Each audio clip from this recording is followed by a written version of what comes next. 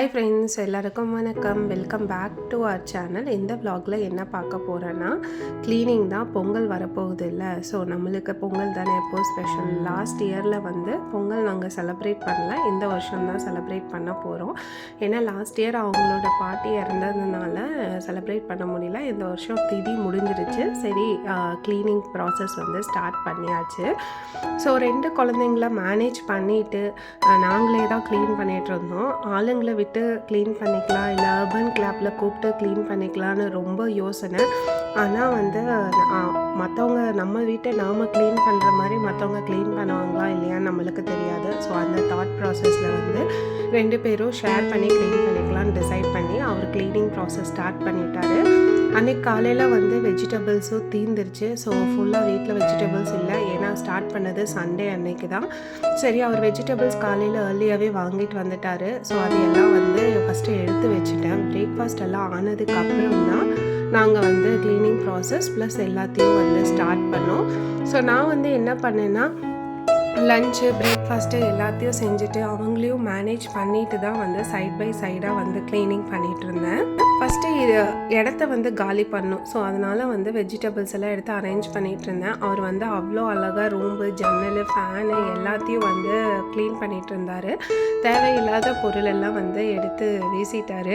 மஞ்சப்பை வந்து அவருக்கு எவ்வளோ இம்பார்ட்டன்ட்டுன்னு தெரியல, கடைசியில் வரும்போது தான் தெரியும் அப்படின்னு சொல்லி திட்டிகிட்டு இருந்தேன். ஸோ எல்லாத்தையும் ஃப்ரிட்ஜுக்குள்ளே அரேஞ்ச் பண்ணி இப்போதைக்கு வச்சுருக்கேன். இந்த vlogல வந்து ஃப்ரிட்ஜ் க்ளீனிங்கும் நம்ம பார்க்க போகிறோம்.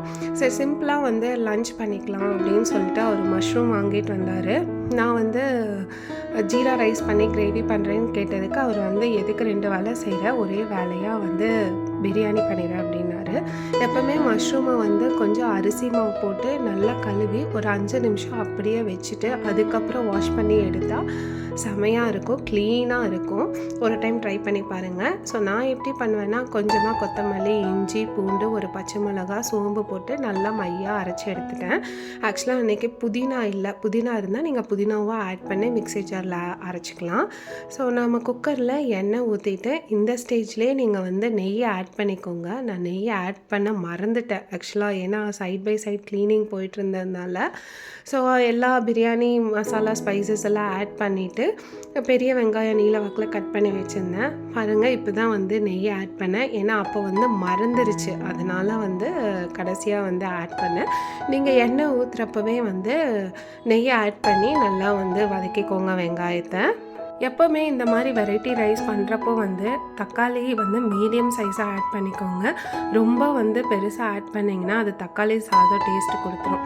ஸோ நல்லா வந்து மஷ்ரூமே வந்து க்ளீன் பண்ணி எடுத்து கட் பண்ணியாச்சு. ஸோ நம்ம வந்து அரைச்சி வச்சுருக்கிற மசாலா வந்து ஆட் பண்ணிக்கலாம்.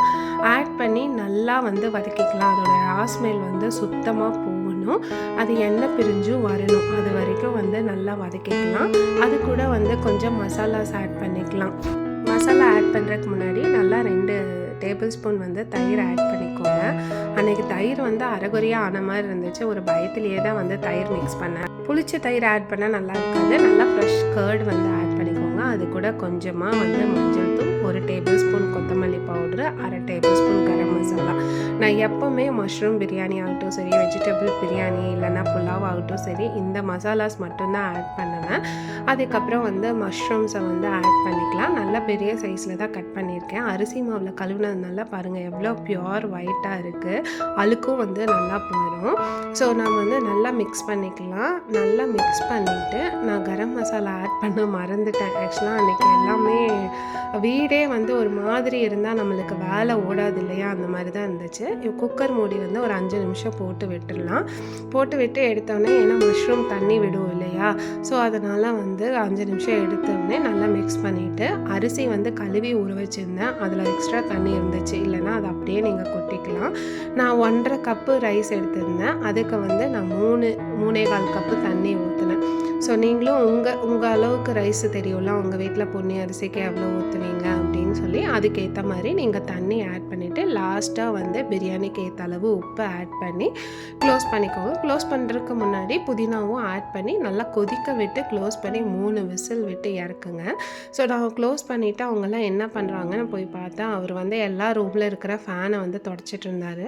அந்த கேப்குள்ளே நானும் வந்து பாத்திரமெல்லாம் கழுவி கொஞ்சம் க்ளீன் பண்ணிட்டேன்.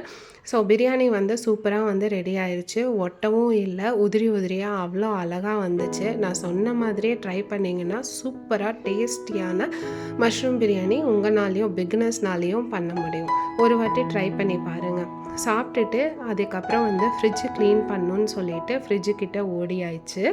ஸோ ஃப்ரிட்ஜு பார்த்திங்கன்னா நான் அப்படியே வந்து எப்போவும் மேலோட்டமாக தொடச்சிட்டு வந்து இது பண்ணிடுவேன். மாதத்துக்கு ஒரு டைம் வந்து அந்த கிளாஸ் எல்லாம் எடுத்து கழுவி வைப்பேன். ஸோ இன்றைக்கி இந்த டைம் என்னாச்சுன்னா ஊருக்கு போகிறது வர்றது அப்படியே இருந்ததுனால வந்து க்ளீனே பண்ண முடியல கரெக்டாக. ஸோ அதனால் இன்றைக்கி வந்து க்ளீன் பண்ணிடணும். ஏன்னா வந்து நிறையா ரூம்ஸில் வேண்டாங்கிற ஐட்டம்ஸ் எல்லாம் தூக்கி போட வேண்டியது இருக்குது. அதனால் வந்து ஒவ்வொரு ரூமாக வந்து டக்குன்னு க்ளீன் பண்ணிடணும் அப்படின்னு சொல்லி தான் வந்து நான் ஃப்ரிட்ஜு க்ளீன் பண்ண ஸ்டார்ட் பண்ணிட்டேன். ஆக்சுவலாக எனக்கு அது எடுக்கவே தெரியல. எப்போவுமே அவர் தான் க்ளீன் பண்ணி ஃபிக்ஸ் பண்ணுவார்.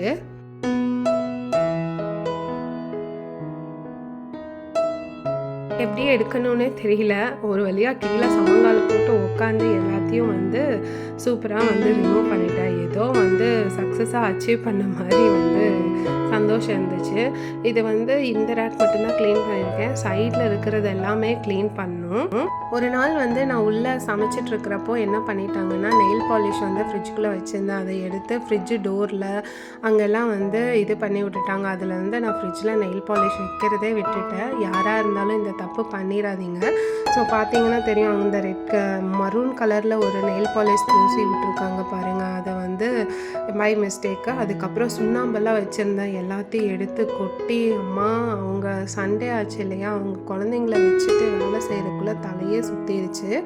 அம்மா வந்து வரேன்னு சொன்னாங்க, ஆனால் வந்து வேண்டாம், ஏன்னா அவங்களுக்கும் வந்து இப்போ கையில் அடிபட்டிருக்கனால எதுவுமே வந்து செய்ய முடியாது. ஸோ அவங்களும் இங்கே வந்து கஷ்டப்பட வேண்டாம்னு சொல்லி அவங்களையும் வர வேண்டாம்னாச்சு. நானே தான் வந்து ஃபுல்லாக நாங்கள் 2 பேரே தான் க்ளீன் பண்ணிகிட்டு இருந்தோம். க்ளீன் பண்ணுறதுல என்ன ஆச்சுன்னா அவங்க கூட டைம் அன்றைக்கி ஸ்பெண்ட் பண்ணவே இல்லை. ஸோ கொஞ்சம் நேரம் வந்து விளையாண்டுருந்தோம். ஃப்ரிட்ஜில் இருக்கிற ஐட்டம்ஸ் எல்லாம் வெளியே எடுத்து வச்சுட்டு ஒவ்வொரு இதாக வந்து சோப் போட்டு கழுவிட்டு இருந்தேன். நான் ஒன்றும் ரொம்பலாம் வந்து பேக்கிங் சோடா, லெமன் அதெல்லாம் போட்டு கழுவவே மாட்டேன். வெறும் விம் பார் இருக்கு இல்லையா, அது சாஃப்ட்டு பாஞ்ச் இருக்கும் இல்லையா, அதை போட்டு நல்லா தேய்ச்சி விட்டு நல்லா தண்ணி சொல்கிற வரைக்கும் விட்டுருவேன். நான் அக்வா வாட்டர் பிடிச்சி தான் ஃப்ரிட்ஜை க்ளீன் பண்ணுவேன். அது கூட லெமனோ பேக்கிங் சோடாவோ வினிகரோ எதுவுமே ஆட் பண்ண மாட்டேன். ப்ளெயின் வாட்டர் வந்து ஃபில் பண்ணிவிட்டு அதை ஸ்ப்ரிங்கிள் பண்ணிவிட்டு ஒரு நல்ல நியூ துண்டு எடுத்து வந்து தொடச்சி விட்ருவேன். வேறு எதுவுமே வந்து எக்ஸ்ட்ரா ஃபிட்டிங்கெல்லாம் நான் எதுவும் பண்ணவே மாட்டேன். இப்படி பண்ணாவே போதும், நம்ம ஹைஜீனிக்காக மெயின்டைன் பண்ணலான்னு என்னோட இது. ஸோ மேலே இருக்கிறது வந்து நான் நேற்றே க்ளீன் பண்ணதுனால அதை வந்து டச் பண்ணவே இல்லை. அதில் சும்மா மசாலாஸு, கேக் பேக் பண்ணுற ஐட்டம்ஸ் அதை மட்டும்தான் வச்சுருக்கேன். ஸோ ஃப்ரிட்ஜுக்கு மேலே வந்து ஐட்டம்ஸ் எப்போவும் நம்ம கூச்சி வச்சுருப்போம் இல்லையா, அது அந்த ஃப்ரிட்ஜ் கவரை துவைக்கணும்னு அதையும் எடுத்துகிட்டு க்ளீன் பண்ணியாச்சு. முடிச்சுட்டு அதுக்கப்புறம் ஸ்ட்ராங்காக வந்து இஞ்சி டீ குடிச்சிட்டு வேலையை ப்ரொசீட் பண்ணலான்னு தான் இஞ்சி டீ குடிச்சிட்டு டக்குன்னு வந்து இருக்கிற அந்த ஃப்ரிட்ஜோட ஐட்டம்ஸ் எல்லாம் வந்து நியூ டவல் எடுத்து திரும்பவும் அந்த இருக்கிற தண்ணியெல்லாம் சுத்தமாக க்ளீன் பண்ணி எடுத்துட்டு ஒவ்வொன்றா வந்து ஃபிக்ஸ் பண்ண போனேன். ஆக்சுவலாக எனக்கு ஃபிக்ஸ் பண்ணவே தெரியல. அவரை கூப்பிட்டு ஃபிக்ஸ் பண்ணுங்க அப்படின்னு சொல்லிட்டு இருந்தேன். அவரும் சலிச்சிக்காமல் அன்றைக்கி வந்து நிறையவே வேலை பண்ணிட்டாரு. ஏன்னா நான் குழந்தைங்களுக்கு வந்து கரெக்டாக சாப்பாடு கொடுக்கணும், வேலையும் அதையும் பார்க்கணும், அவங்கள குளிப்பாட்டணும், அந்த வேலையும் செஞ்சு சமைக்கிறது, அதுக்கப்புறம் இந்த மாதிரி வேலையெல்லாம் க்ளீனிங்கும் பண்ணிகிட்டு இருந்ததுனால எனக்கும் சுஸ்தாயிருச்சு. அவர் வந்து ஃபுல்லாத்தையும் ஃபிக்ஸ் பண்ணி கொடுத்தாரு. உங்களில் யாராச்சுக்கும் வந்து அந்த நெயில் பாலிஷ் வந்து ஃப்ரிட்ஜில் இருந்து எப்படி ரிமூவ் பண்ண தெரியும்னா என்ன யூஸ் பண்ணி ரிமூவ் பண்ணுவீங்கன்னு சொல்லுங்கள். இப்போ நான் வந்து வெஜிடபிள்ஸ் ஸோ நான் ஃப்ரிட்ஜு மேட்டு வந்து நான் அப்போ வாங்கினது இப்போ தான் வந்து சேஞ்ச் பண்ணுறேன். ஸோ இந்த தை பொங்கலுக்கு தான் வந்து சேஞ்ச் பண்ணணுன்னு இருக்குது. நான் 4 மேட்டு வந்து வாங்கியிருந்தேன் மீஷோவில். லிங்க் வேணும்னா சொல்லுங்கள், நான் டிஸ்கிரிப்ஷனில் கொடுக்குறேன். ஸோ எல்லா வெஜிடபிள்ஸும் வந்து அரேஞ்ச் பண்ணிட்டேன். ஃபஸ்ட்டு ரேக்கில் வந்து பூவும் பாலும் தான் வச்சுருக்கேன். அந்த பூ வந்து ஸ்மெல் வராது, சாமிக்காக வாங்கி வச்சது, அதனால் வந்து வராது. ஸோ செகண்ட் ரேக்கில் ஃபுல்லாக வந்து கொத்தமல்லி தழை, கருவேப்பிலை தழை, அதுக்கப்புறம் புதினா, கொஞ்சமாக வந்து வெஜிடபிள்ஸ் அங்கே வச்சுருக்கேன். தேர்ட் ரேக்கில் வந்து வெஜிடபிள்ஸ் அரேஞ்ச் பண்ணி சைடில் வந்து மாவு வைக்கிறதுக்காக இடம் விட்டுருக்கேன். நான் சப்பாத்தி மாவு பிணைஞ்சு வச்சது எடுத்து வைக்கிறதுக்கு மறந்துட்டேன். ஸோ சைடில் வந்து எல்லாமே அந்த சாஸ் ஐட்டம்ஸ் வச்சுருக்கேன். Soya sauce, chilli sauce, schezwan chutney அப்படி அரேஞ்ச் பண்ணி வச்சு க்ளோஸ் பண்ணியாச்சு. ஸோ எனக்கே இப்போ தான் ஃப்ரிட்ஜு பார்க்குறதுக்கு ஒரு சாட்டிஸ்ஃபேக்ஷனாக இருந்துச்சு. எங்கள் ஃப்ரிட்ஜு வந்து எல்ஜி தான், ஆன்லைனில் தான் ஆர்டர் பண்ணோம். ஸோ நல்லாவே வந்து ஒர்க் ஆகுது. வாங்கி 1.5 இயர் ஆச்சு. ஸோ ரிவ்யூ வந்து நல்லாவே இருக்குன்னு தான் நான் சொல்லுவேன். இது வேணும்னா சொல்லுங்கள், இந்த லிங்க்கும் நான் டிஸ்கிரிப்ஷனில் கொடுக்குறேன். ஸோ அதுக்கப்புறம் வந்து போய் குளிச்சுட்டு வந்தேன். ஏன்னா காலையிலேருந்து குளிக்கவே இல்லை. ரெஃப்ரெஷ் ஆகிட்டு டைம் பார்க்குறேன், அப்போவே 7:30.